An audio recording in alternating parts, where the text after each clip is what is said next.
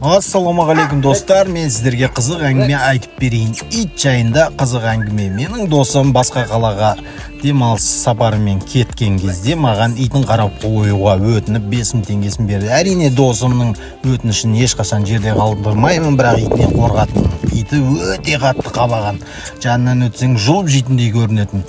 Ал енді міне екінші күні келіп отырмын, уже маған басқаша қарап отыр. Өмірде кейбір адамдарды тамақтандырасың, тамақтандырмасаң да жақсылық жасайсың, бірақ ит сияқты мінезді деп айтып жатамыз. Негізі иттің мінезі адамнан артық па деп білемін. Өйткені олар ондай емес. Ал адамдар болса жақсылықты ұмытып өзіңе қайта үріп кетуі мүмкін.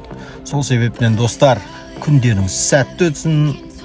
Историям ұнап жатса, лайк басып, комментарий жазып, және маған тіркелуді ұмытпаймыз. Мен сіздерді жақсы көремін, ағайындар.